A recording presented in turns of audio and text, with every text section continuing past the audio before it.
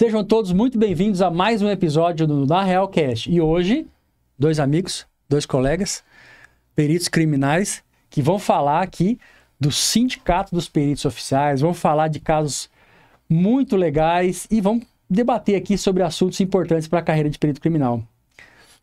Seja bem-vindo. Ô, Rodrigo, Francisco. obrigado. Obrigado Paulo. pelo convite. Estamos aí. Nós somos gratos aí pelo convite, poder participar contigo aqui nesse podcast. Você que é um companheiro nosso É isso aí. de trabalho, conhece como que é a correria da vida de um perito criminal, então é um prazer muito grande pra gente. É isso aí. E já queria falar para todos os nossos telespectadores que esse episódio e o No Realcast tem o apoio do Simpof, que é o Sindicato dos Peritos Oficiais Forenses, que acreditou no projeto e está junto com a gente aí. Bom, eu já vou perguntar, porque pode ser que as pessoas não conheçam, né? O que é o Simpof? Explica para nós aí, até porque hoje você está como presidente, não é isso? Isso, sou o presidente do sindicato. E o Paulo, Eu estou como tesoureiro. tesoureiro. Já é a primeira gestão. Primeira É gestão. a primeira gestão. Muito boa pergunta, porque a gente tem feito um trabalho muito grande na Assembleia e muitas pessoas não conhecem, né, só pela sigla Simpof, né? Então nós somos nós somos representantes, eu sou presidente nesse momento do Sindicato dos Peritos Oficiais Forenses da área criminal. Criminal. Então, nós representamos os peritos criminais e os peritos médicos legistas e odontologistas. No caso do nosso estado, nós temos os legistas, né? Certo. E representamos essa categoria de peritos em toda a área, na área política, na área institucional, na área jurídica, área administrativa, área patrimonial do nosso sindicato. Então, nós, da diretoria do sindicato, do Simpof, temos várias áreas de atuação representando o nosso sindicato. Né, Paulo Marcos? Quais são essas frentes, essas áreas aí que o sindicato hoje, assim, mais está atuando, assim? Hoje, o sindicato ele acaba representando toda a categoria, né? Então, ele é o elo entre o servidor que está trabalhando lá na ponta e o governo, né, do estado, que, digamos assim, entre aspas, é o nosso patrão. Então, essa representatividade que é o principal objetivo. Porque nas demandas que nós temos, né, como servidores, nós precisamos de alguém que nos represente. Não adianta chegar todo mundo lá, imagina, todo mundo na Secretaria de Administração pleitear alguma coisa, ou na Secretaria de Segurança, de Justiça e Segurança Pública, a gente precisa ter representantes. E o Sindicato dos Peritos Oficiais, o Simpof, é essa entidade jurídica, né, de pessoa jurídica, que faz essa representatividade para esses servidores, né? A importância do sindicato, dessa representatividade, ela é fundamental, porque se você pegar qualquer que seja a categoria, você pega bancário, eles têm um sindicato deles para defendê-los nos dissídios coletivos, nas ações, né? Se você pegar os bancos, poxa, banco é uma pessoa jurídica, eles têm representatividade, é a FEBRABAN, que representa os bancos, né? Você pegar a agropecuária, eles têm as pessoas que os representem para defender os interesses daquela categoria. Então, nós, como servidores públicos que somos, também temos que ter essa representatividade, que é através do nosso sindicato. Muito bom, muito bom. E assim, vocês são peritos criminais, certo? Sim. Antes de a gente aprofundar mais nas pautas, né, do sindicato, eu queria que você falasse para o Cisco, depois o Paulo, como é que você caiu na perícia, como é que você veio parar aqui, da onde você era e veio para onde você veio? Conta para nós um pouquinho. Então, Rodrigo, eu já entrei na perícia já com a idade um pouco avançada. Eu vou fazer esse ano 61 anos de idade.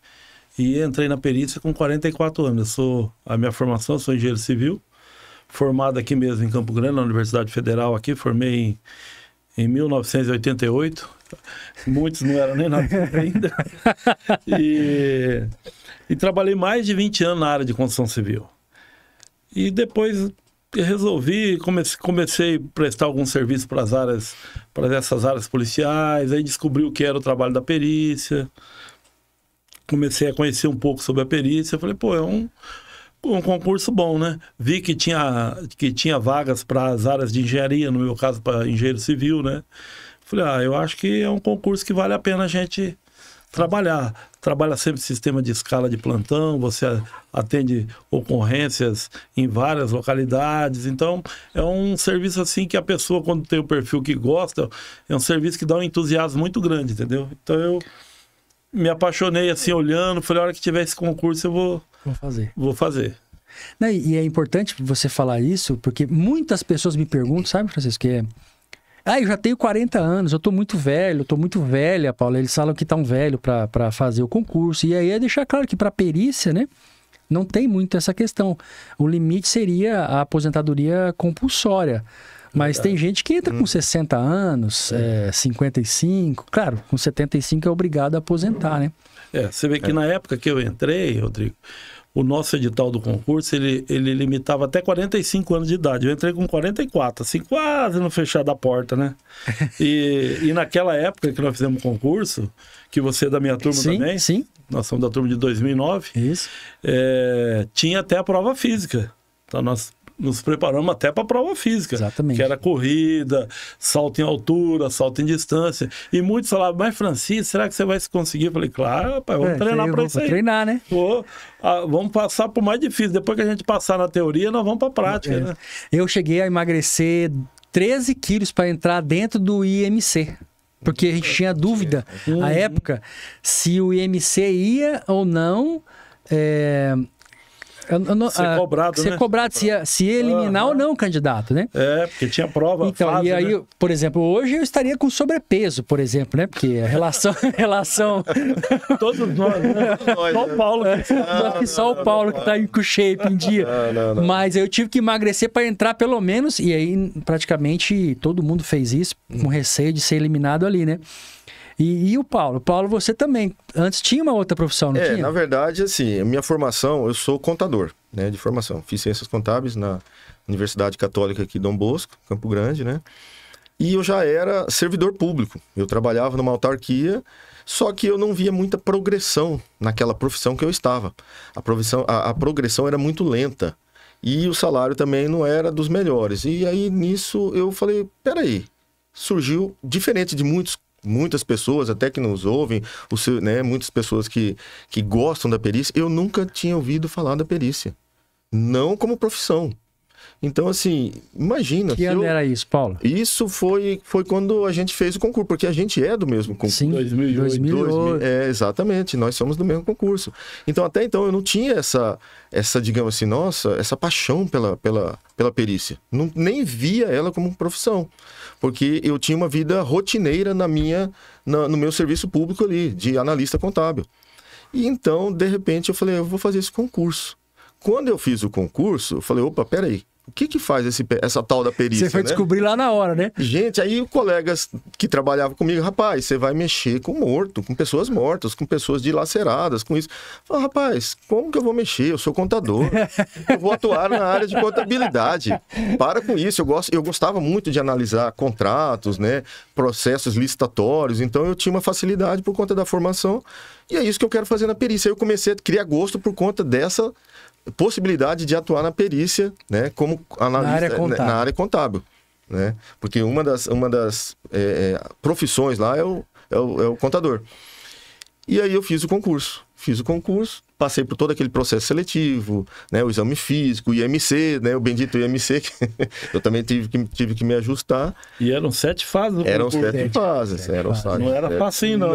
Depois a gente vai poder falar rapidamente sobre cada uma das fases. Acho que é legal para quem está assistindo. Sim. Como é que funciona aqui no Mato Grosso do Sul. E aí a gente foi galgando degraus ali até que a gente foi aprovado. No primeiro momento eu não fui chamado, fui chamado num segundo momento. E até então eu estava, né, nessa outra atividade minha, eu pedi afastamento e ao mesmo tempo eu não estava querendo. A hora que eu olhei, falei, acho que eu não vou entrar não.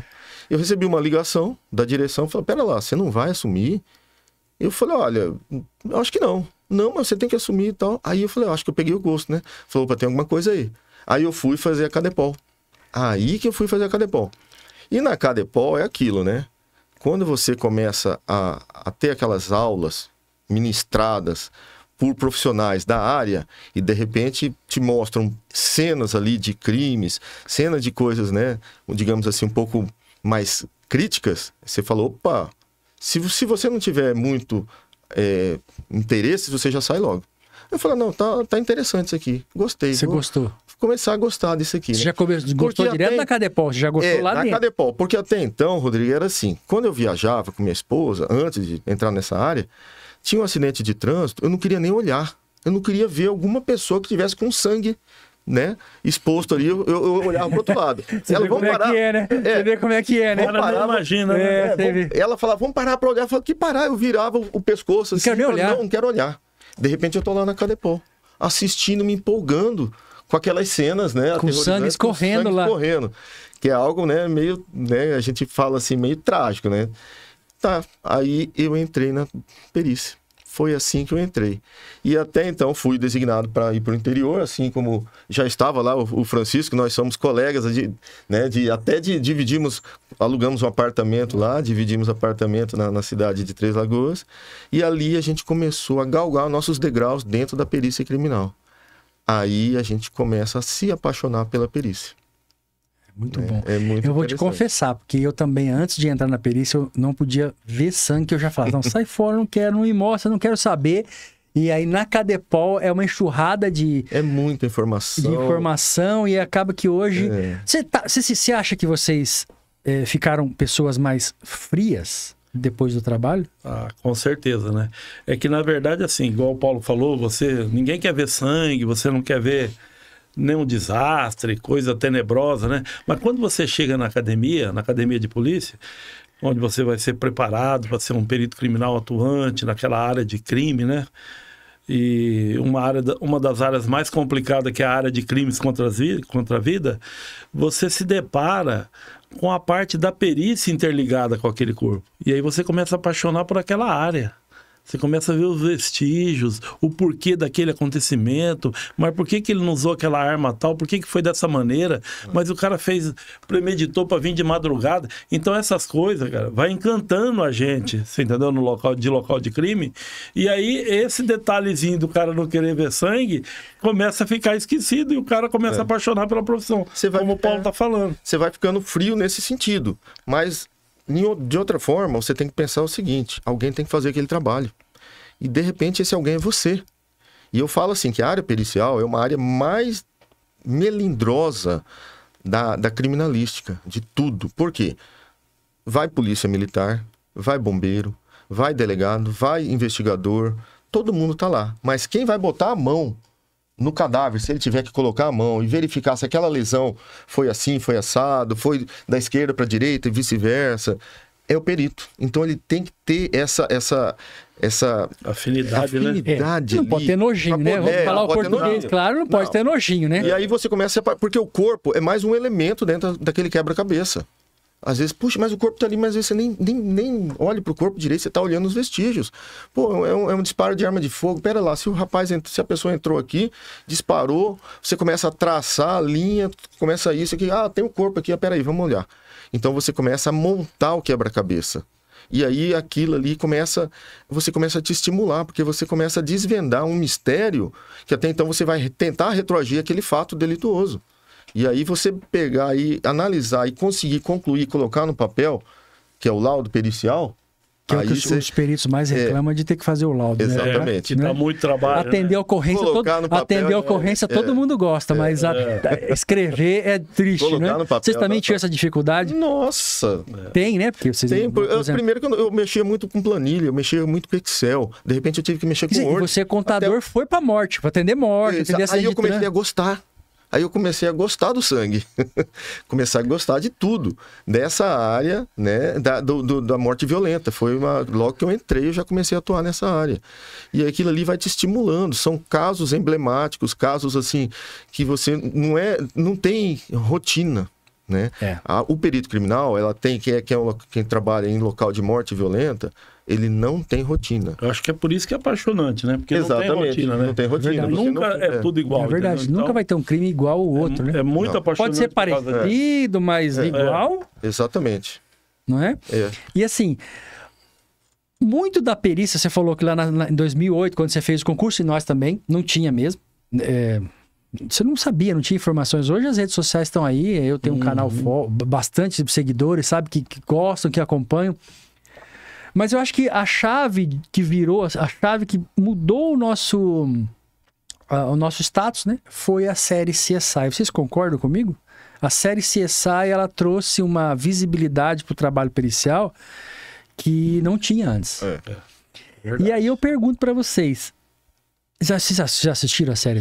Já acompanharam, né? Nossa, um monte. É parecido? É igual? É muito diferente? Então, na verdade, assim, né? O CSI, quando começou, né? Eu ainda nem estava na perícia ainda, quando estava começando essas séries, tinha muita coisa assim que parece filme científico, alguma coisa. Mas hoje em dia a perícia já evoluiu muito. A perícia hoje em dia, ela tá muito grandiosa, assim, entendeu? Então, aqueles filmes mais antigos aí, vamos supor, aí de 8 anos atrás, hoje em dia já é realidade. Hoje em dia o perito, principalmente o perito de local, né, Paulo? Você chega no local de crime, você vai trabalhando, você começa a trabalhar, atuar, você chega no local, o perito, ele enxerga um plano que outras pessoas não enxergam. Você chega no local... O que você está vendo naquela cena de crime, um outro policial muitas vezes não está vendo, uma outra pessoa que não é da perícia não está vendo, porque você já consegue enxergar o segundo plano, o terceiro plano, coisa ali, um detalhe. Por que será que aquela baldinha está caída ali, com aquela vassoura atravessada? O perito já começa olhar com aquele olhar mais técnico, você entendeu? Na busca da materialidade. E hoje em dia, com os casos de DNA, você consegue extrair DNA de muita coisa, e de manchas de sangue, da posição do sangue. Então, hoje em dia, a CSI está bem aproximada da perícia atual, você entendeu? Então ficou muito, como diz, apaixonante na realidade, né? Por acaso, vocês lembram de algum episódio que foi cômico para vocês, porque era absurdo, assim, o CSI? Eu vou contar um, assim, que eu me lembro. Eles coletaram uma amostra de sangue, né, do local do crime, e aí ele correu pro laboratório, ele pôs o sangue numa máquina e em 30 segundos saiu o DNA com o nome da pessoa. Eu falei, gente, se um dia acontecer um negócio desse aí... se um dia acontecer um negócio desse aí, nós estamos lindos, né? Isso aí eles dão uma forçada na barra. Muito. Né? Tudo é para ontem. Eles têm banco de dados de tudo. Acho que essa é uma coisa que era importante, mas a gente não tem. Banco de dados de pneu, de terra, de solo, de cabelo, de calçado.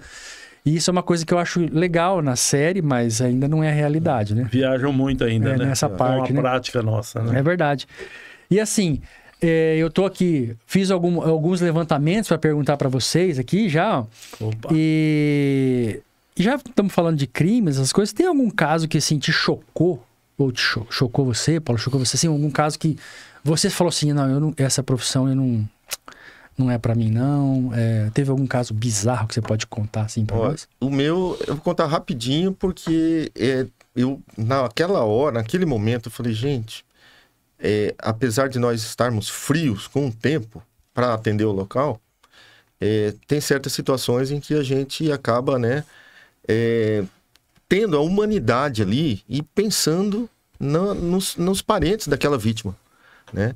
Então eu fui em acidente de trânsito, né? Acidente de trânsito talvez seja das mortes violentas mais, né, chocantes, porque muitas vezes os corpos estão dilacerados. E são pessoas que inocentes. Você não tem um criminoso, não tem um negócio ali, né? Foi um vacilo, a pessoa dormiu, o outro estava alcoolizado, enfim.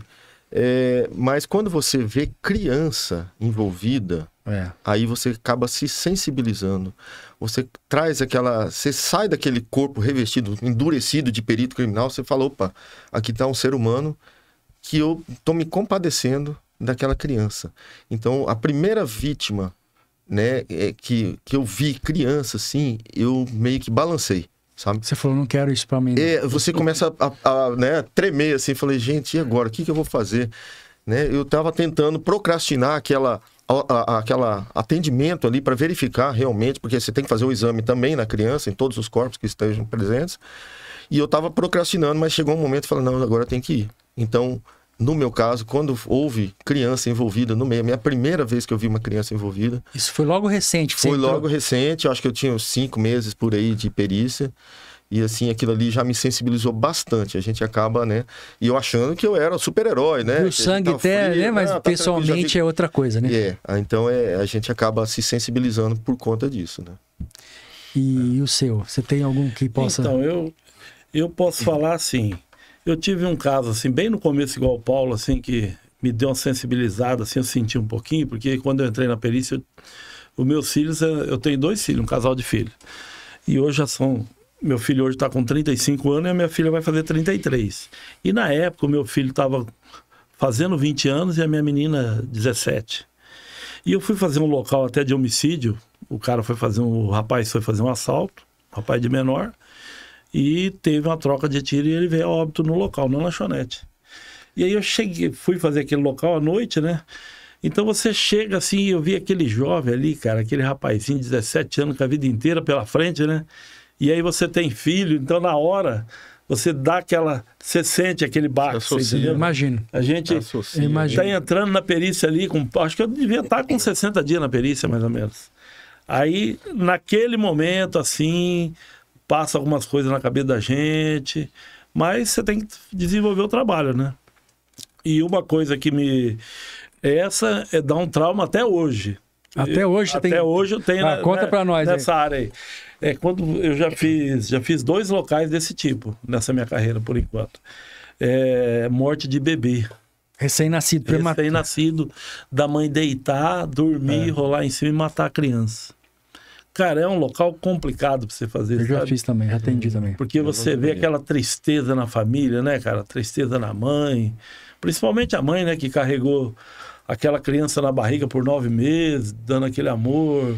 Os parentes perto choram muito. Então, é um local que até hoje eu não gosto muito de fazer. Já fiz 2, mas não é fácil, não. Não, eu não imagino. Eu também já atendi e é barra pesada mesmo. É barra pesada. Nunca fiz, não sei. Barra pesada. Agora, claro, vocês relatando aqui da profissão e tal, e aí como é que vocês decidiram ir para a área sindical, que é o Sinpof hoje, né? Vocês saíram desse ambiente e vieram para a área sindical. Como é que foi? O Paulo é mais antigo, né? O Paulo está na área sindical faz mais tempo, né, Paulo? Eu já fui convidado, já tenho uns 8 anos por aí, para atuar, né, na área financeira do sindicato. Porque nós precisamos, o sindicato precisa fazer pagamentos, fazer, né? Tem essa parte aí, eu como tenho facilidade com números, então eu acabei entrando... Contábil, né? Exatamente, fazer os relatórios, fazer programação disso e algumas coisas mais no sindicato.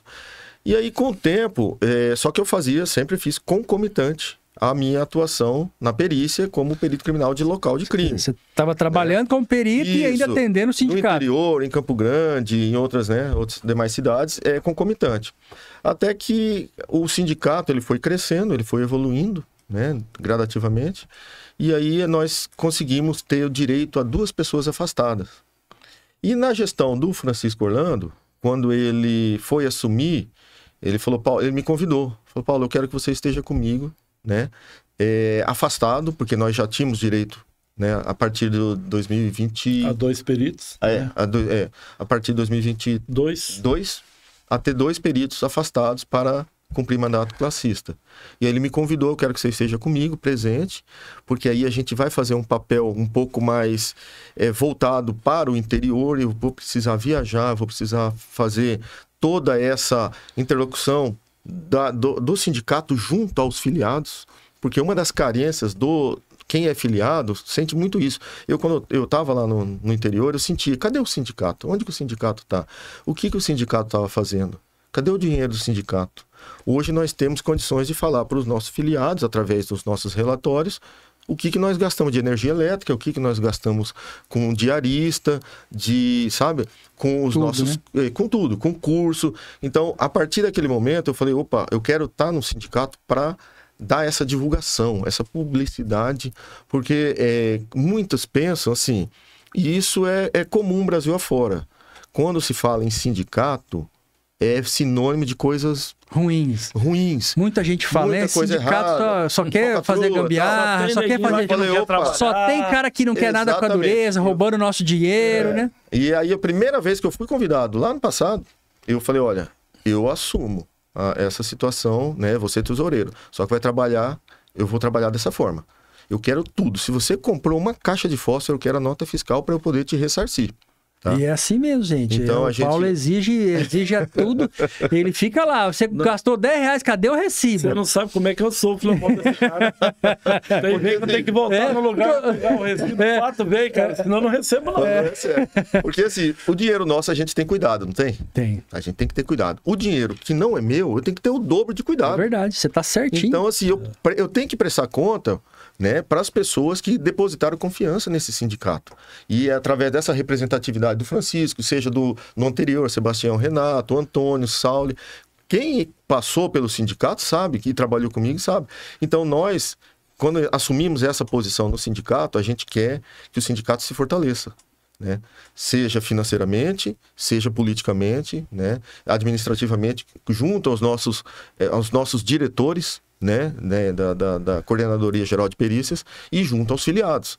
Então, hoje o sindicato é esse elo entre quem está lá, como eu disse anteriormente, quem está lá na ponta, lá o perito lá do interior que entrou, que tem 1 ano de serviço, ao diretor-geral, né, ao coordenador-geral de perícias. Muitas vezes nós somos a voz dele, o sindicato é a voz. Muitas vezes ele quer alguma coisa e a gente recebe demanda direto, né? Dia inteiro. Eu tô com uma demanda aí que eu tenho que repassar para a direção. E ele já não pode repassar, mas ele vem através de mim e a gente vai. Então... Não, e hoje em dia, Rodrigo, a coisa mudou muito da época que nós entramos, que antes não tinha as redes sociais, né? Não tinha. Então, antigamente, a gente tá lá no interior, mas você não tinha contato quase nenhum, né? É. E hoje em dia nós estamos com as redes sociais, tem tudo nas redes sociais. Tem tudo. Desde Instagram, WhatsApp, Facebook, o podcast, um monte de... Então, a coisa acontece assim, quase na velocidade da mente. Então é muito importante isso que o Paulo está falando, principalmente, porque a gente faz nossas assembleias, todo ano faz a prestação de conta. Então o filiado tem aquela oportunidade de saber realmente o que o sindicato está fazendo, o que está acontecendo, onde está sendo aplicado aquela contribuição dele. Então é muito importante. Isso aí que o Paulo fala. Eu concordo. Concordo. E Rodrigo... É a razão mesmo. Hoje, por exemplo, você sabe que a nossa área é uma área bem delicada, né? A área pericial. Então, a qualquer momento, como somos seres humanos, podemos incorrer em erros, né? Como peritos criminais de locais de crime, ou qualquer que seja a atuação. E muitas vezes a gente precisa de um apoio jurídico. Aí o sindicato tem esse apoio jurídico para o filiado. Então, para as defesas dele jurídicas, seja, né, que ele pode responder a um processo administrativo disciplinar, nós temos o nosso assessor jurídico que vai representá-lo para fazer essa defesa desse servidor que é filiado. Então, isso aí é fundamental na nossa área, sabe? Então, a gente não fica quietinho lá, bonitinho, atrás de uma mesa, né? A gente responde por muitas vezes o laudo que a gente faz. E, como eu disse, se a gente cometer um erro, a gente precisa de justificar aquilo ali. Às vezes o advogado está ali, nosso advogado jurídico, já faz para fazer essa defesa. Eu falo que a nossa atuação, quem é servidor público deve entender bem isso, né? As sindicâncias, os PADs, né? Então, assim... Os peritos criminais, médicos legistas não estão livres disso, né? Todo servidor público sabe que às vezes tem uma denúncia daqui, uma denúncia dali, e aí o servidor acaba tendo que responder, e aí para constituir um advogado é uma nota. Até mesmo porque nós portamos armas, né? Armas de fogo. Então, numa dessa, você usa uma arma de fogo para defesa mesmo, quem que vai te defender? Porque... você pode, né, se envolver em alguma coisa, e aí nós temos, o sindicato tem esse assessor jurídico para representar aquele filiado. Não sei se você concorda, que eu já ouvi até de colegas delegados e peritos que o homicídio é o único crime que você não pode falar que nunca vai cometer. Você viu essa? Homicídio você nunca pode falar que você não vai cometer. Porque você pensa... se um ladrão entra na sua casa e ameaça sua filha, ameaça sua esposa, sua família... você está armado, bem provavelmente que você vai cometer um homicídio ali, em legítima defesa. Sim. Mas é um homicídio, né? Não deixa de ser um homicídio. Sim. Mas então, e a gente sempre precisa desse apoio sindical, parte jurídica, porque vai virar um procedimento contra o servidor, né? E pegando um gancho no que o Paulo está falando aí, entre uma das funções do sindicato, né? Ele está falando, é uma função dessa que a gente presta para o nosso associado.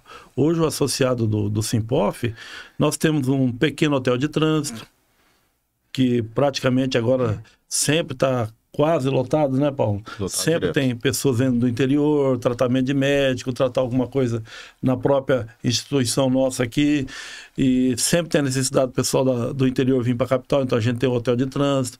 Nós temos já praticamente 1 ano e meio o nosso salão de festa pronto, que é um salão de festa que hoje tem capacidade para fazer festa para 250 pessoas, que o associado pode aproveitar para poder fazer aniversário, casamento, qualquer festa que ele deseja. Um churrasquinho de fim de semana. Um churrasquinho com os À amigos. disposição. Ele filiado no nosso sindicato, ele tem acesso a isso, sem custo nenhum. O custo é praticamente zero, você entendeu? Então, isso é uma coisa também que o nosso sindicato, além da assessoria jurídica, como o Paulo está falando, que muitos associados nossos conseguem desfrutar desse oferecimento, nós temos também essas coisas que eu te falei. E temos também várias áreas de atuação, vou falar para você, por exemplo, na área nacional. Hoje o nosso sindicato aqui, o Simpof, eu e o Paulo Márcio, geralmente a cada 90 dias nós temos que ir em Brasília, porque a ABC, a Associação Brasileira de Criminalística, fica em Brasília, e ela cuida de todas as causas das nossas categorias de peritos criminais e médicos legistas, das nossas causas nacional. Por exemplo, nós temos a nossa PEC 76, que está em andamento, que todos os peritos têm conhecimento da nossa PEC, que é uma PEC que quer colocar a perícia no artigo 144 da Constituição Federal, né, para nós termos o nosso nome Polícia Científica ali separado das demais polícias, que dentro do artigo 144 tá a Polícia Militar, a Polícia Civil, o Bombeiro Militar, a Polícia Rodoviária Federal, Polícia Penal, e a gente quer que a Polícia Científica esteja ali nesse artigo 144. Então, é uma demanda política nacional. Então, a gente sempre está brigando, inclusive agora está sendo discutido a lei da segurança pública do ministro Lewandowski, do ministro da Justiça, né? A perícia tem trabalhado forte em Brasília, ABC, com todos os deputados federais, senadores. Nós aqui também, na nossa base, nós procuramos todos os nossos deputados federais aqui, inclusive conseguimos gravar um vídeo praticamente com quase 100% dos nossos deputados federais. Falta um só, mas já prometeu que vai gravar para nós. O Mato Grosso do Sul vai ser o primeiro estado que todos os deputados federais já gravaram um vídeo já apoiaram a causa, dando apoio para a Polícia Científica, está no artigo 144 da Constituição, a nossa autonomia. Em que pé que está lá no Congresso essa discussão hoje? Você poderia dar uma síntese aí para a gente? Então, essa lei da segurança pública do ministro Lewandowski, ela já foi, na semana retrasada, ela já foi... passou pela CCJ, você entendeu? Que na verdade ela tem que ter uma audiência pública. Então ela teve uma audiência pública, ela tem uma audiência pública no Senado e na Câmara dos Deputados. E agora, na próxima reunião dela, ela vai ser a abertura para a colocação de emendas. Entendeu? E aí é onde a gente quer tentar colocar a nossa emenda da nossa PEC 76 nessa lei da segurança pública. Então é um trabalho político muito forte com os deputados federais, com os senadores que estão em Brasília. Então a gente, quando vai em Brasília, visita todos os políticos, conversa, mostra a importância da perícia, qual a importância da idoneidade de uma prova, porque veja bem, você ter uma perícia independente, autônoma, você está preservando muito o local de crime e a idoneidade, a materialidade daquele vestígio, daquela prova do local. Que pensa bem, já pensou uma coisa, não é falando assim, nem condenando ninguém, mas um exemplo, um policial, que nós temos policiais bons, mas também nós sabemos que temos alguns policiais que muitas vezes não são tão bons, assim corrupto, né? Sim. Então o cara pode querer forjar uma cena, alguma coisa, e se a perícia não tem aquela autonomia, aquela independência para chegar, agir naquele local por conta própria, ela pode sofrer essa interferência. Então ela precisa ter a autonomia de trabalho dela. No nosso estado, no Mato Grosso do Sul, nós já temos a nossa autonomia funcional, administrativa. É um estado que saiu até na frente. Desde 2009, quando nós entramos, a perícia já tem a autonomia dela funcional, administrativa. O nosso chefe-geral, que é o coordenador-geral de perícia, né, ele já é subordinado direto ao secretário de Segurança Pública, no nosso estado, doutor Antônio Carlos Videira, uma pessoa excelente que tem ajudado muito o trabalho da Polícia Científica. Nós somos gratos por ele. Então, é uma frente de trabalho a política nacional. Nós temos também a frente de trabalho na política regional. que eu e o Paulo Marques, nós estamos sempre na Assembleia Legislativa, desde que entramos, 1 ano e 3 meses praticamente direto na Assembleia, porque você visita o gabinete do parlamentar, o assessor dele, mas como que trabalha a perícia? Como que faz assim? Eles têm muitas dúvidas. Então a gente está ali falando o que é a polícia científica, como que trabalha a polícia científica, qual que é a atuação do médico legista. Então a gente faz esse trabalho dentro da política regional aqui, mostrando para os deputados a importância da polícia científica. Então são várias frentes de atuação do nosso sindicato. Além da parte institucional, a gente, por exemplo, nós temos vários problemas no interior, muitas vezes, que nós temos que tratar com a Coordenadoria Geral de Perícia, ver o que é melhor para aquela unidade regional ter um melhor funcionamento, qual a melhor maneira de se trabalhar. Então, o sindicato tem várias frentes, você entendeu, Rodrigo? Para poder trabalhar. Sim. Todos os dias são, assim, coisas que não tem horário. Muitas vezes é sábado, muitas vezes é domingo. Mas nós dois já somos afastados para poder exatamente cuidar dessa parte todinha do sindicato. Tanto administrativa, institucional, política, sempre. Entendi. Essa parte da perícia, que ela é exposta para a sociedade, para os parlamentares, a gente está fazendo, porque o que acontece? Muitas vezes eles não sabem o que realmente é um perito criminal. Você chega lá e perito criminal é cena de crime. Fala, não é só isso. Então, até importante você falar, você podia dar um panorama geral das áreas que tem, por exemplo, no IC, o que atua, como que atua o perito criminal, se possível médico legista. Porque é uma área muito vasta. Quando a gente fala em perícia, muitas vezes, nossa, você mexe com pessoas mortas, com isso. Não, todo mundo pensa isso, né? Todo mundo pensa isso, mas não é bem assim, né? Então, por exemplo, vamos fazer uma simples, como você pediu para citar, por exemplo, um corpo que está lá no IML. De repente, aquele corpo, ninguém sabe de que forma aquela pessoa morreu. Ele simplesmente foi encontrado morto lá, ele não tem nenhum sinal, nenhuma lesão, não tem um disparo de arma de fogo, não tem nada. Você olha lá, mas o que acontece? Você chega com um perito criminal, você chega e conversa com o médico legista. Vamos coletar alguns líquidos, né, que estão na área gástrica da pessoa, faz assim, ele já sabe o que fazer, manda aquilo ali para o laboratório. O laboratório tem outros peritos criminais na área de química, na área de biologia e na área de farmácia. Já, três graduações. Três graduações aí. E você que está pensando em prestar concurso, já pode aí. Contabilidade, engenharia, farmácia, química e biologia. Aquele líquido vai para lá, eles vão fazer uma análise clínica, né, laboratorial naquele líquido. Opa, de repente tem uma substância ali que a pessoa ingeriu, que é uma substância altamente, né, com poder de nociva, né? que pode até vir a óbito. Então, aquele corpo, aparentemente ele não tem nenhuma lesão, mas ele internamente ele teve alguma coisa que deram pra ele. Você me lembrou da mulher que deu bolo com veneno para a família, não foi? Foi embora recentemente esse caso aí, não foi? Ela matou um monte de gente com um pedaço de bolo, não é isso? Agora virou moda. Teve mais de um caso no Brasil. Pois então assim, hoje você não pode confiar nem no colega. E quem é que vai dar causa a mortes ali? Exatamente. Quem é que vai falar que aquele corpo, a pessoa ingeriu aquele alimento, aquele líquido que está com problema? É o laboratório da perícia criminal.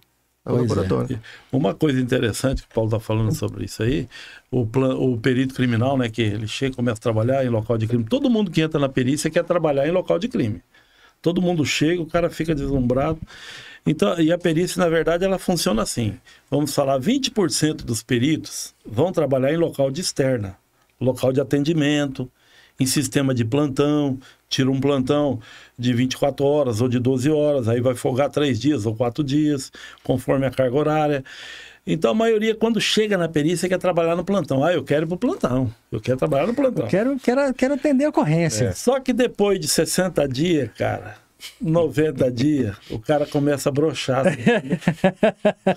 O cara fala, cara, isso aqui não é pra mim, não. O cara tenta uma vez, tenta 2 vezes, mas sabe, chega na 3ª vez, você quer ver o desanimo, o caboclo, o cara joga a toalha mesmo, é quando ele pega o que a gente fala, entre aspas, assim, o tal do podrão.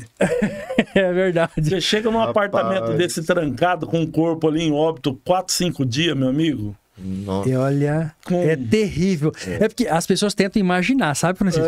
Nossa. Mas eu acho que ver foto não é igual, não é mesmo. Você tá lá na cena, porque o cheiro, Aquilo ali entranha na sua olha, as veste, moscas, roupa. Mosca de tudo quanto é tamanho, larva. tipo larva, eu tenho um procedimento. Quando eu atendo esse tipo de ocorrência, não sei como é que vocês fazem. Eu entro pelos fundos de casa, pelos fundos, né? Saí da ocorrência, já vou pra casa, pelos fundos, tiro toda a minha roupa, só fico de cueca, já deixo ali separadinho pra não entrar dentro de casa. Porque o negócio é muito terrível. pesado. E o perito, ele entrou no local, mas você vai ter que descobrir o que aconteceu com aquela vítima. Uhum. Como é que, se aquele corpo jeito. sofreu disparo de arma de fogo, se foi paulada, quantas facadas tomou, você entendeu? Então você tem que chegar ali e trabalhar naquela situação, muitas vezes 1 hora e pouca. Então, muitos tentam, mas é aquilo que eu falo para você, 20% consegue ficar no plantão, muitos não conseguem, porque 80% da perícia, é bom a gente falar, que ela não trabalha em situação de plantão. 80% trabalham em situação de expediente, que são todas as áreas de laboratório. Nós temos, por exemplo, o pessoal que trabalha na área de balística, documentoscopia, na área contábil, veículos. Na área de veículos. Então, a perícia, como é uma área muito vasta de atuação, então muitos peritos trabalham, mas no horário de expediente. O cara está no plantão. Não, mas 80% não é plantão. 20% só, 20% só pouco. Que é plantão. E assim, vocês dois, né? Já pegaram muito podrão? Assim...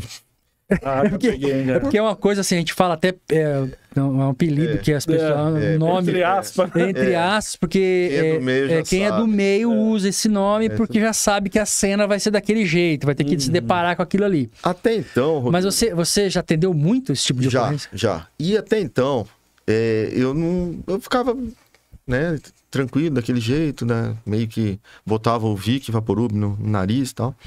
Mas um belo dia eu cheguei... Que não adianta nada. Não adianta nada. O negócio porque ele é um vasodilatador.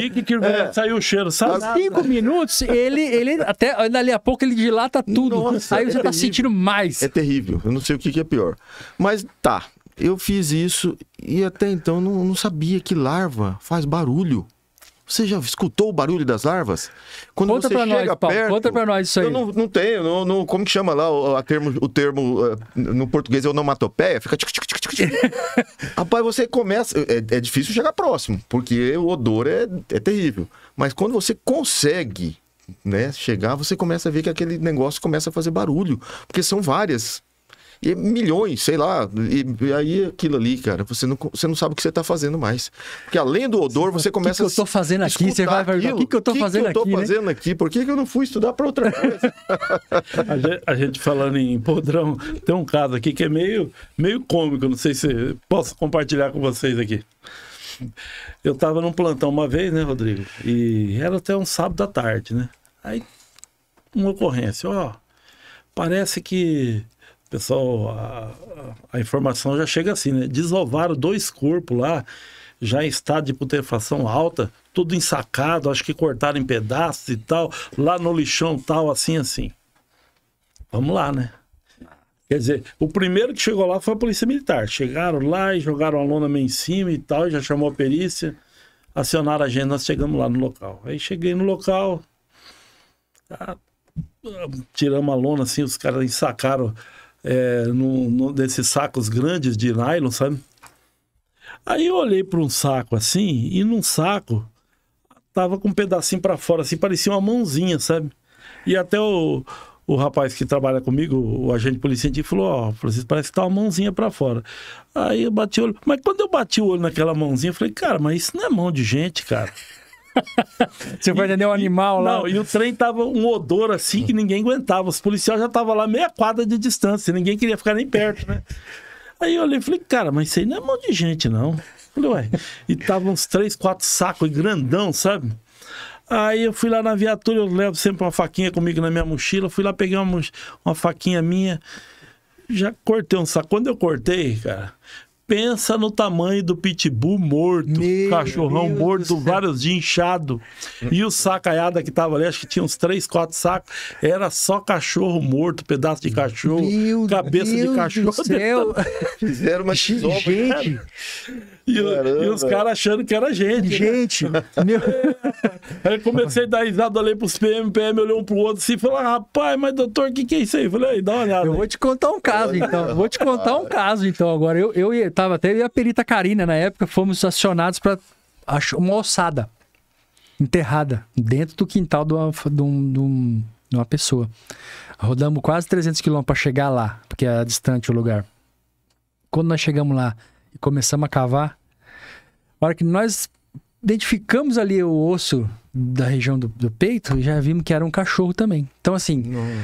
A gente rodou mais 300 quilômetros para ir, para desenterrar a família, pensando que tinham matado alguém, corpo, tinham colocado um corpo ali e era um cachorro. Então, assim, tem uns casos, né, desse aí que é duro, né? Porque tá fazendo exumação já. praticamente estava exumando o cachorro, né? Agora, assim, as pessoas que estão acompanhando a gente não entendem por que o corpo... quanto tempo demora, assim... Por que a gente, às vezes, é acionado e o corpo já está naquele estado, assim? O que... demora o quê? De encontrar o cadáver, às vezes? A investigação, às vezes, que não localizou. Geralmente é encontrar, né? Ou o que é mais difícil é encontrar o cadáver. É mais difícil encontrar, né? Pessoas desaparecidas, assim, aí encontra o corpo, né? Acho que esse tipo de coisa que leva... Tem muito ambulante nas rodovias, né? E, às vezes, essas pessoas, elas acabam, né, tomando muita cerveja, cachaça, né? E aí eles caem na beira da rodovia, 10, 15 metros para dentro. Até alguém ver? Até alguém ver. Aí só vai verificar quando o odor vem, né? Vem. Geralmente é o cheiro o cheiro que vai alertar a vizinhança também, não é? Então, pessoas que moram sozinhas também, tem pouco contato social. Já tem aí a pessoa, os vizinhos, já aconteceu muito isso, sabe? A pessoa que eu já fui em vários locais assim, em que a pessoa morava sozinha. Ele não mexia com ninguém, mal saía uma vez por semana de lá, jogava um lixo. Então, essa ausência dele era normal. Só que aí, de repente, passa-se 15 dias. E aí vem o cheiro junto. Vem o cheiro junto. Opa! Aí a janela já tá cheia de mosca e tal, aí já aciona a polícia, né? A polícia vem e chama a perícia. E, assim, em termos de morte violenta de locais, esse eu acho que é o pior, né? Pra atender, assim, pra mexer ali, né? Atendimento. É pior do que o afogado, na opinião de vocês? Pior. Olha, é pior. É pior. Aquele que foi encontrado na água ali e tal.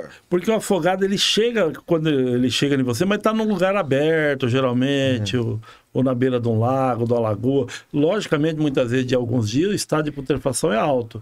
Mas como é um ambiente aberto, não está confinado, porque dentro de uma casa, de uma residência, trancado, tudo fechado, aí é complicado. Triste, né? Porque não tem lugar dentro daquela casa que o odor não tá no máximo. Eu vou contar um caso pra vocês aqui, porque o público gosta desses casos, assim, sabe? É o que eles mais pedem é que a gente conte casos. Eu fui atender uma coisa desse jeito que você falou, Paulo. Era um senhor, ele era sozinho, não tinha mais ninguém ali, ele sumia, às vezes ficava uma semana, 2, e dessa vez ele ficou 3 semanas, e aí a vizinhança começou a sentir o odor, né? Ele veio óbito no quarto dele que tava trancado. 3 semanas. Ó, você que tá me vendo aqui, não dava pra enxergar a parede. Era só mosca. Só mosca. E o odor era algo insuportável. Parece cena de filme de terror, né? Parece cena de filme de terror. Então, ali eu tive que ter o preparo, hein? Pra encarar e mexer. E aquele cheiro, ele não sai do seu nariz durante uns 2 dias. É impressionante. Mas demora. É impressionante. Você fica, sabe, agoniado. Você tinha EPI, certo? Você usava máscara voa, mas ela passa, né? Passa, não tem jeito. Ela passa. Dependendo do ambiente que a pessoa se encontra e tal. Por exemplo, um ambiente confinado aqui, que tem, né, uma janela só, às vezes a pessoa fecha a porta e ali ela vai a óbito. Passou alguns dias, minha filha. Já era. Né? O nosso público deve estar assistindo e falando assim, meu Deus do céu, mas e eu vou ter que enfrentar isso se eu for perito criminal, se eu for médico legista, e tem muita gente que quer, né? E aí eu pergunto para vocês, a gente estava falando lá atrás das etapas para se tornar perito aqui, e de forma geral, assim, o que a pessoa vai, o que ela precisa para se tornar um perito, quais as graduações que são aceitas aqui no estado, entendeu? Que você podia dar uma clareada aí pro pessoal que acompanha a gente. Olha, as formações são essas, né? Como eu sou contador, né? Contador, a engenharia elétrica, engenharia civil, análise de sistema, processamento, engenharia ambiental, né? Engenharia ambiental também, né? A gente não falou de casos na área ambiental, que é um caso bem... Tem bastante demanda, tem bastante aqui no nosso estado. Ano né? passado foi terrível, 2024 foi um ano com muitas queimadas, né? Foi. Isso, então atua bastante o engenheiro ambiental. Aí o químico, o físico, o biólogo, né? Farmacêutico, né? Então são essas áreas. O médico, aí. Né? E o médico legista, né? Na função de médico, perito médico legista. Mas assim, para se tornar um perito criminal, além dessa formação né, específica aqui no nosso estado, a pessoa também passa por um processo seletivo bem...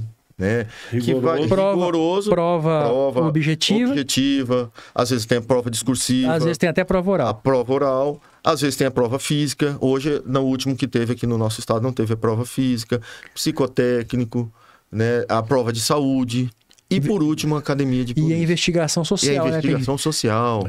Tô lembrando isso aí. O pessoal, você que é barraqueira e você que é biozento no seu bairro aí, você que fica dando piti. E não é só no bairro, não. Não é geral, nas redes sociais, você vai ser investigado se quiser fazer concurso. Eu quando estava fazendo um concurso, né? Eu vi lá a investigação social, mas eu nunca nem sonhava com isso. O que era aquilo, né? Aí um dia eu cheguei e o cara falou: olha, veio 2 rapazes aí perguntando de você. Foram ali na vizinha, na outra. Falei, de mim? Falando mal, falando bem, né? E eles estavam no carro da polícia. Falei, rapaz, que o carro da polícia eu até soltei, né? Essa é Fui lá na vizinha, né? Falei, vizinha. Disse que me falaram que veio 2 rapazes da polícia aí. Tá. Vieram perguntar de você, Francisco, como que você é de vizinho, se você faz muita algazarra, faz muita bagunça, se você é caloteiro, deve muito, não paga conta. Fizeram um monte de perguntas aqui. E aí ela falou... Ponta firme. Ainda bem, né? Ainda bem, né? Nada, né? Tranquila, ela falou, bem que era sua amiga. Pensa se você brigou com a vizinha, hein? Nossa. Então é uma investigação social atuante. Então existe, né? Essa etapa. Exatamente. E aí depois, por final, tem a academia, né? Que você vai verificar, né? Vai estudar todas as matérias, em matérias que não são da sua área profissional, né? E ali você passa por um processo também rígido para poder atuar e para você verificar se realmente você tem estômago para atuar como perito criminal ou médico legista. Porque muitas vezes a pessoa fala, é bonito, é isso e aquilo. Tem um glamour, né, Paulo? Glamour. Tem um glamour, né? Na hora do pega para capar, quero ver quem você vê fica, o primeiro corpo, porque aí durante a Cadepol você também tem um estágio. E muitas vezes você tem que ir lá no IMOL verificar uma autópsia, né? A necrópsia de um corpo lá, abre o corpo, então você tem que estar ali olhando, verificando. E o médico vai explicar detalhadamente o que é que ele está fazendo, o que não está. E também você vai nos locais de crimes, né? Morte violenta, junto, né? É uma equipe pequena, claro, não vai um monte, para verificar o que realmente aconteceu, por exemplo, um acidente de trânsito. Então ali você já começa a falar, meu Deus, será que é isso que eu quero para minha vida?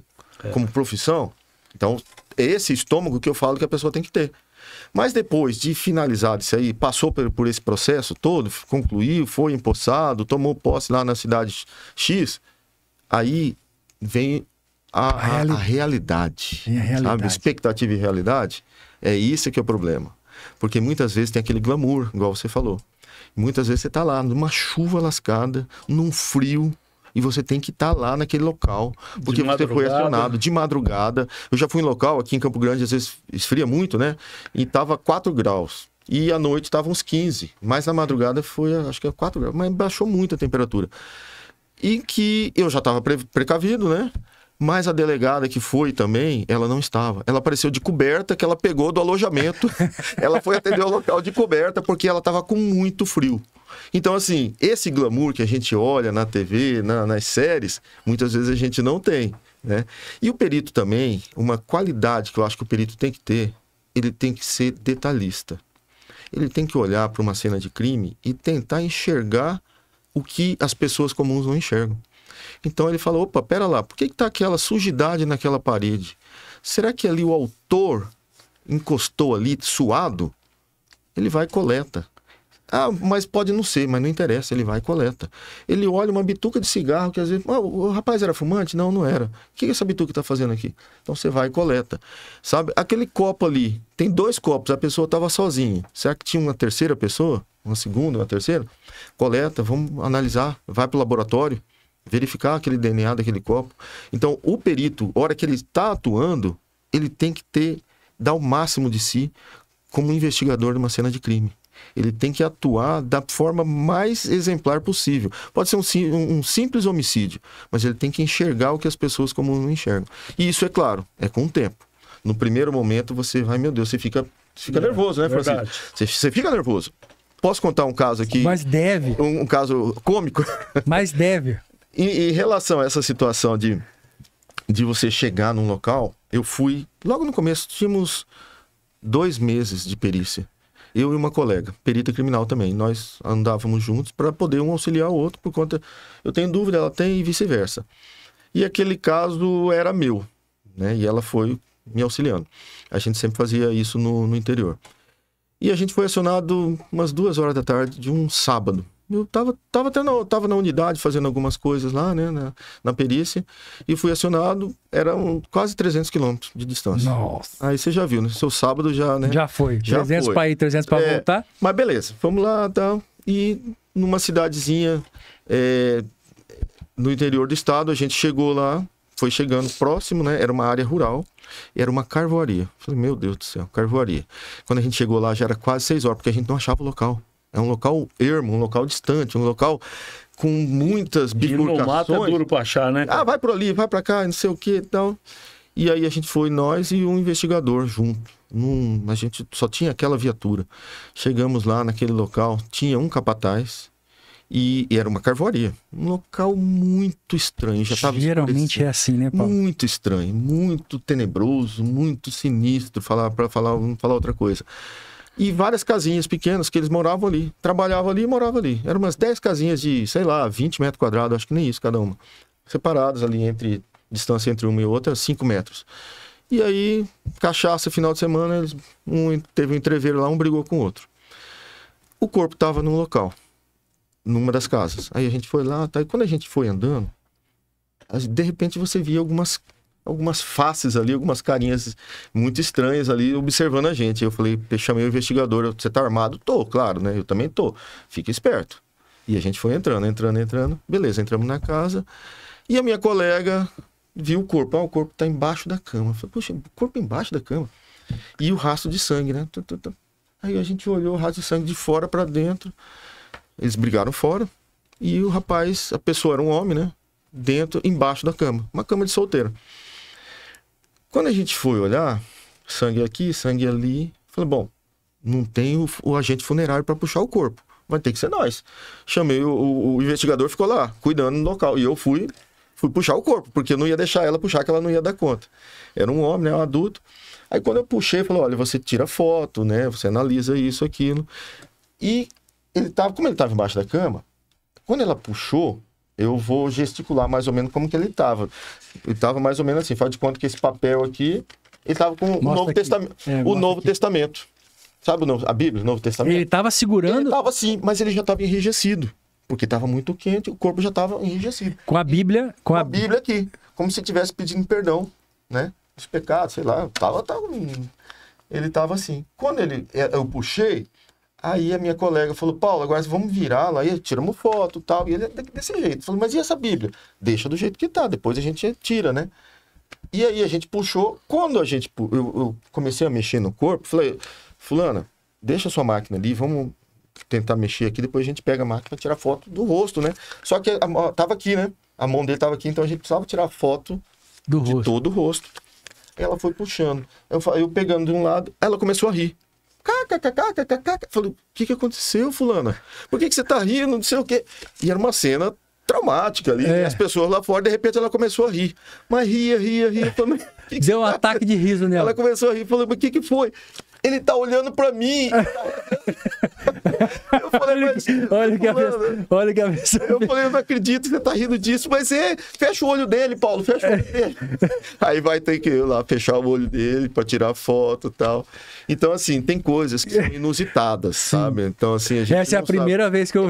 Essa foi uma situação, acho que foi o primeiro corpo dela assim, né? Eu acho que em 2 meses que nós tínhamos lá. Um corpo, assim, com muita característica ali fora, porque foi muito tenso por conta do local.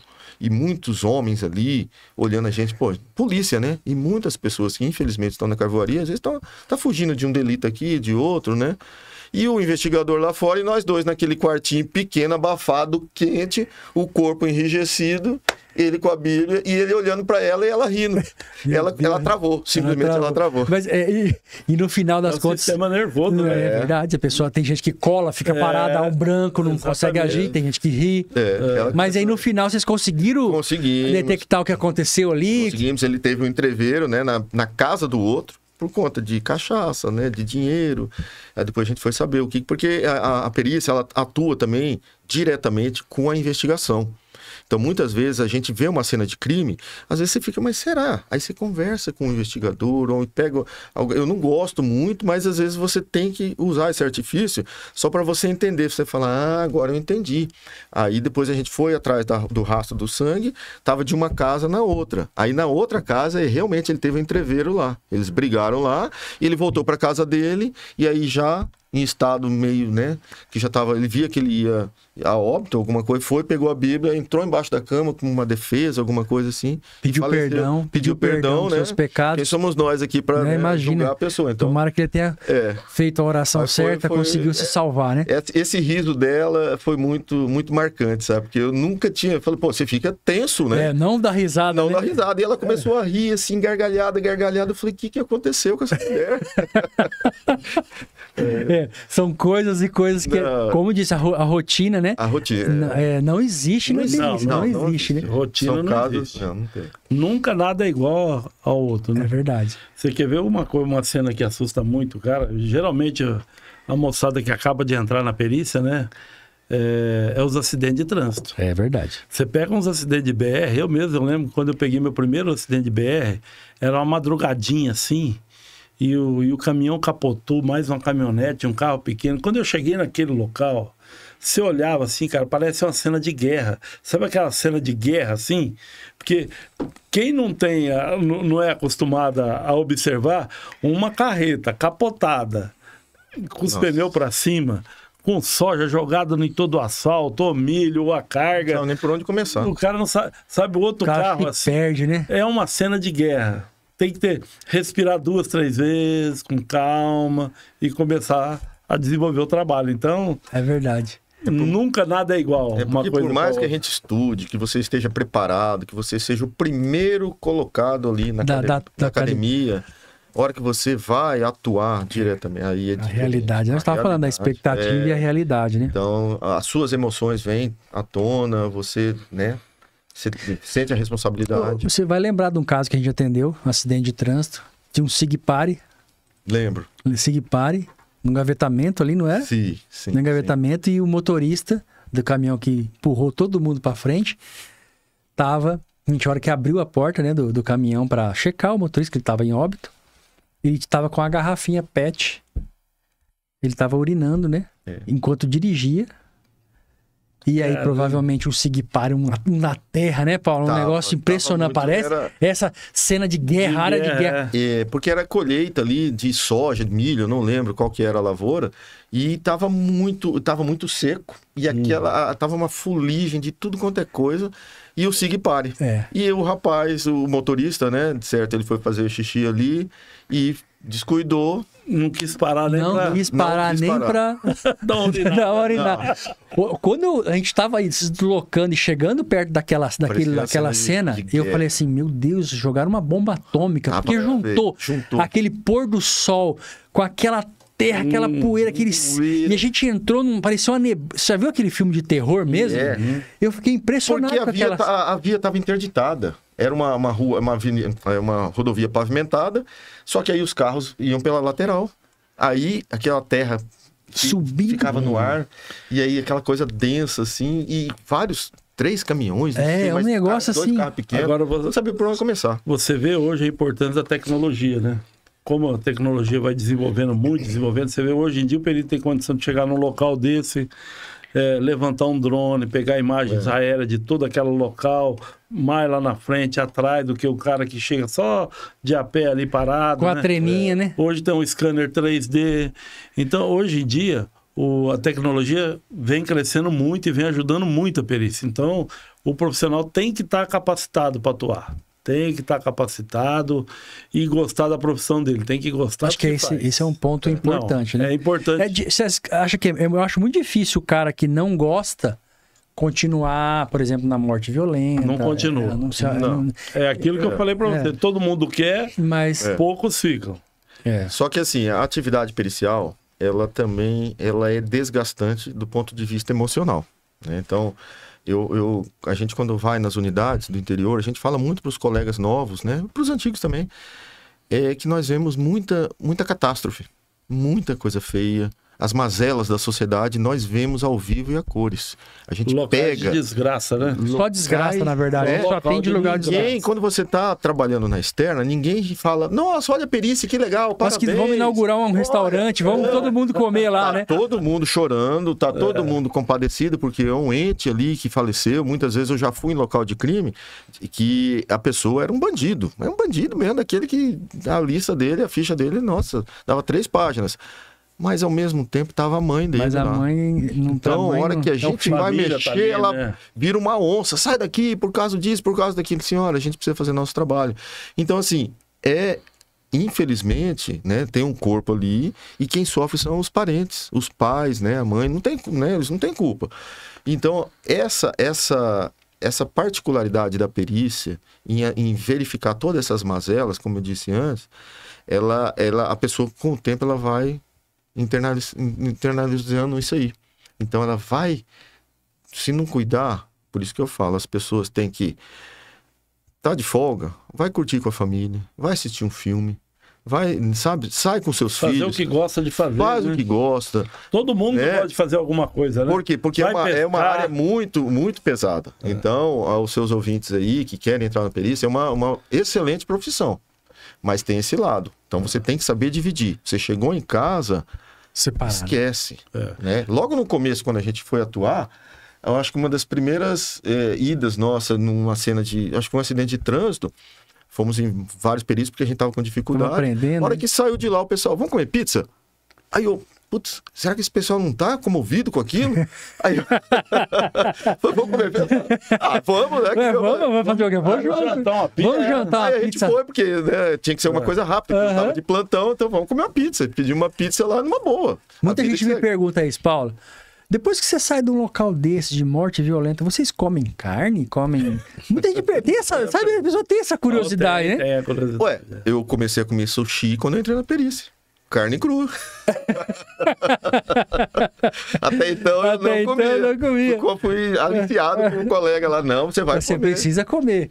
Aí eu comi e não parei mais. Por isso que é importante o cara gostar do que faz. Porque você tem que cuidar, igual o Paulo tá falando, da saúde física e da saúde mental. Então, se você começa a gostar do seu trabalho, você aprecia aquele trabalho, você quer melhorar o seu trabalho, você quer ter uma apresentação maior naquele trabalho, então a sua saúde mental, ela não é atingida, você entendeu? Sim. Agora, se o cara quer trabalhar na marra, não quero, então aí já complica. Então, vê que não tem o perfil, principalmente os jovens, né? Não, isso não é para mim. Então, faz o concurso para outra área. Hoje em dia, nós temos muitas áreas, né? É verdade. De atuação. Então, verdade. Tem essas possibilidades. E assim, pra gente já tá indo pro final da nossa conversa, né? Já, pensa, passa rápido, né? E o sindicato sempre tá apoiando essas pessoas que têm essa dificuldade, né? Às vezes, por exemplo, com hotel de trânsito, igual você falou, com um salão de festa, a pessoa quer ter um lazer, né? Pode ter. Concursos, fazendo cursos, e assim, profissionalizando reciclagens. Assim, então, o que vocês projetam pro sindicato pro fim do ano? Assim, qual que é a pauta regional? O que vocês estão buscando hoje, assim, atualmente? Hoje a gente está com uma parceria muito boa com a Coordenadoria Geral de Perícias. Tem um setor que mexe já com isso, que chama PROVE. Então, esse setor, ele cuida dos servidores públicos, independente de filiação, não, porque ele é do Estado, né? E muitas vezes eles pedem apoio para o sindicato, principalmente apoio financeiro, né? porque muitas vezes a gente sabe da dificuldade do Estado em fazer algum tipo de curso, fazer um evento. É Dia das Mães, é Dia dos pais, da mulher. Dia dos namorados, fazer alguma coisa que envolva a parte psicotécnica, né? A parte psiquiátrica até do servidor. Eles nos chamam para que o sindicato possa atuar, fomentar isso aí, divulgar. Então a gente está com uma parceria muito grande. Legal. Assim, queria agradecer demais a presença de vocês aqui. Opa. E deixa o microfone aberto, se vocês querem registrar alguma coisa, fiquem à vontade. Eu quero agradecer, né, esse convite aí na Realcast, porque a gente precisa divulgar o trabalho, né? A perícia é aquela história, é igual galinha, você sabe que a galinha botou ovo quando ela cacareja. Então nós, como peritos criminais e peritos médico-legistas, a gente precisa divulgar o nosso trabalho. E o sindicato hoje está atuando nessa área, dessa divulgação do público interno para o público externo, né? Para os nossos parlamentares, para quem de direito, a nível regional, né? A nível aqui cidade, a nível regional e a nível Brasil também. Então o sindicato, como o Francisco disse anteriormente, ele também está na área federal, atuando para que a atividade pericial ela seja divulgada, né? Cada vez mais e mostrar o que realmente a polícia científica está fazendo, né? De trabalho.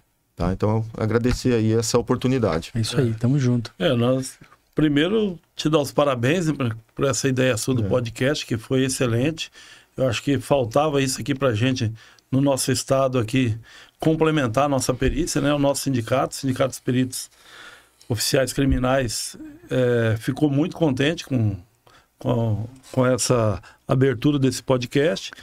E esse trabalho nosso do sindicato, do Simpof, ele só é possível realizar com a ajuda de todos os peritos criminais e médicos legistas do nosso estado. Todos associados nossos, que nos ajudam com informações, fazendo a sua contribuição sindical, né? Dando apoio, dando ideias novas, então... Aproveitar para perguntar, porque assim, não se trata de imposto sindical, a pessoa, ela se associa, só para deixar claro, às vezes a pessoa, né, a pessoa que procura... Tem a liberdade de querer ou não, então os associados que estão ali é porque querem, né? Exatamente.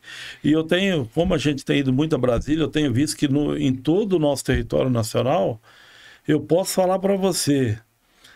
que hoje, Mato Grosso do Sul, o nosso sindicato, o Simpof, o nosso patrimônio hoje está entre os 3 maiores do Brasil.